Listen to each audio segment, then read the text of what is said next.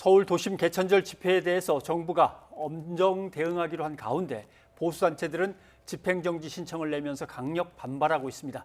취재기자와 자세한 내용을 알아보도록 하겠습니다. 이현아 기자, 네.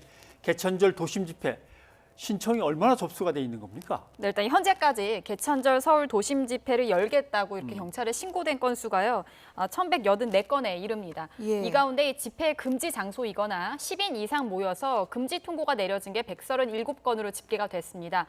경찰은 또 앞으로 접수될 집회 가운데 10인 미만이더라도요, 대규모 감염 확산 위험성이 있다고 판단이 되면 금지 통고하겠다는 방침입니다.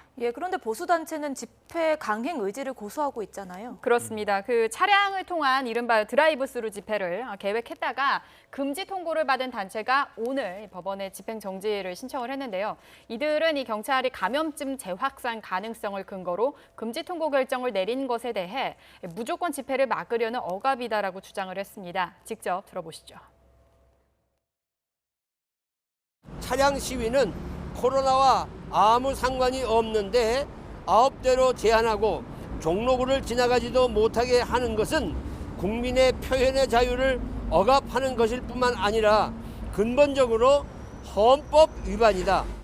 네, 또 내일 오전에는요, 광복절 집회를 주최한 8.15 비대위의 그 개천절 집회 허용 여부에 대한 법원 첫 신문도 진행이 됩니다. 이 8.15 비대위는 처음에 이제 개천절에 1,000명 규모의 집회를 신청을 했는데요. 법원은 내일 이 단체와 또 경찰 측을 불러 신문을 진행할 예정입니다. 네. 참여연대에서 입장이 나왔는데 네. 차량을 이용해서 그저 뭐 행진처럼 집회가 이루어진다면 그것까지 원천적으로 막을 수는 없지 않는 거냐? 아마 이런 입장을 내놨어요. 좀 눈에 띄는 입장입니다. 그렇습니다. 시민단체인 참여연대가요, 오늘 논평을 냈습니다. 내용을 보면은 이 드라이브스루 집회까지 금지 통고한 결정은 과잉 대응이다라는 입장을 밝힌 겁니다. 참여연대는요, 물리적 거리가 확보되고 접촉 없는 차량 집회라면 원천 봉쇄할 일은 아니라면서요. 다만 이 집회는 마스크 착용, 또 체온 측정, 손 소독제 사용, 자리 간격 유지, 참석자 명부 작성 보관 등이 지켜져야 한다는 입장을 인천지법의 사건을 그 대표 사례로 들면서 밝혔습니다.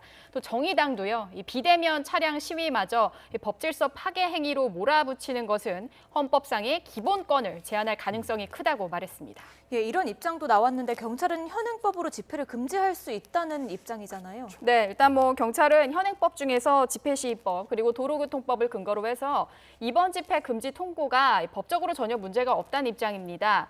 오늘 장하영 서울지방경찰청장이 기자간담회를 열고요.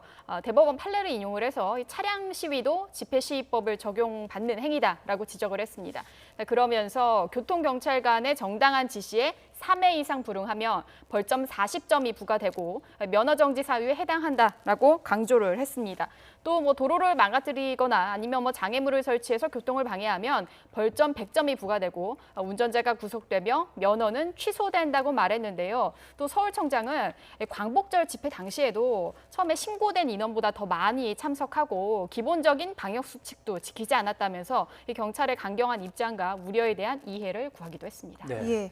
결국은 법원이 빨리 판단을 내려서 옳다 아니다를 갖다 가려주면 거기에 따라서 경찰이 더 다른 대응 조치를 하든 아니면 그대로 봉쇄가 되든 뭔가 이루어질 것 같습니다. 이현아 기자 수고했습니다.